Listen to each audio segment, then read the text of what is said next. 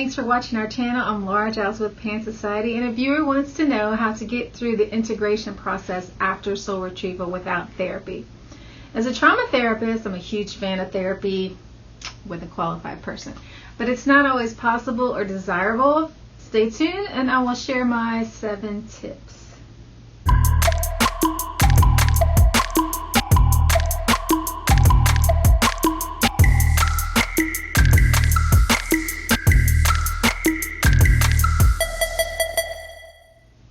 Hey, thanks for being here. If our channel inspires you, please share the love by sharing our videos with your peeps on social media. Spread the good news. Okay, so there's a ton of information out there now by a lot of people saying that soul retrieval is the end of all your problems and that you're going to feel like $1 million afterwards. That has not been my experience. There's no such thing as free lunch or get out of jail free card. What you didn't learn or heal from has to be faced. And it's not an easy task. So tip number 1 is to practice good self-care. It's always a good idea. But particularly now when you're raw and emotional, self-care is things like making sure you're eating regularly, eating healthy meals, you're showering, exercising, having healthy social interactions, meditating, and engaging in some sort of spiritual practice. These things will help you to reduce your vulnerabilities so that you can bounce back easier. So, number 2 is to get some support. It's easier to share what's happening with somebody who is non-judgmental. It gets the experience out of your head and your body and into the apparent world where it transforms. Talking can help you to put the pieces back together and make sense of things and heal. Now, your support person may only be a listener. Most of the time, they don't have to do anything more than that. So this could be your best friend. It's also good to have support like in nature. It doesn't have to be a person. It could be anything from the natural world.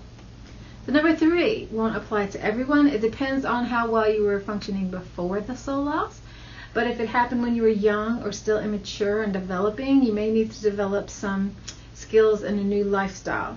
So if the soul loss happened because you didn't have those things, like healthy boundaries, the ability to stand up for yourself, say no, you weren't really so positive, you weren't self-supporting, you were doing drugs, had crazy spending habits, stuff like that, you may still need to get those things under control. So your fragmented self needs a safe place to be or else it won't stay. Do you want to be in a chaotic place? Why would a scared, vulnerable part of you want that? So give your parts a lovely home to live. It's a form of self-love.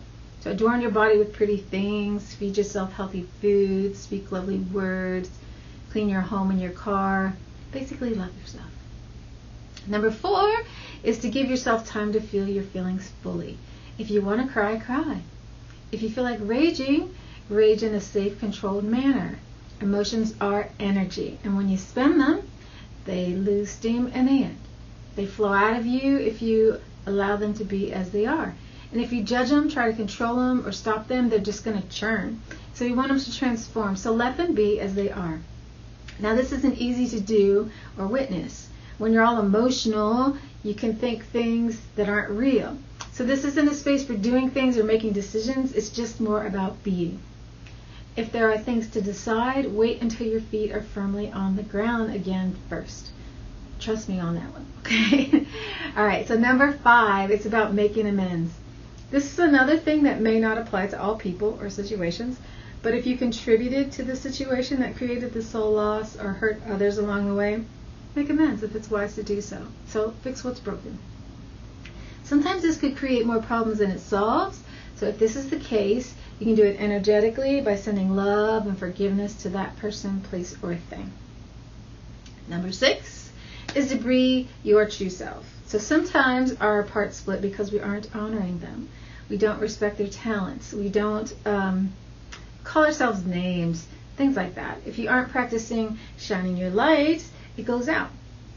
And you know that if you've had soul loss. So if I want to wear pink and play with dolls, I give myself time to do that.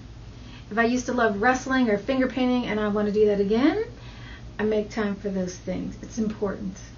We're creative beings, we're expressive beings, and we need to express in unique and healthy ways. So let yourself do that. It may be temporary, it may be something you just do, but let yourself do that. So number 7 is a little tricky. It's about practicing mindfulness to become aware of your shadows. Now remember that the shadow is a part of yourself that you either don't see or don't accept. So it's easier to see it in others, so pay attention to what you react to. See what growth is available for you in things that tweak you. Work on those. That's your goal. It's your learning, your growth. And that will take you from where you are to where you're going. So in a nutshell, what these 7 things represent is creating an animist lifestyle.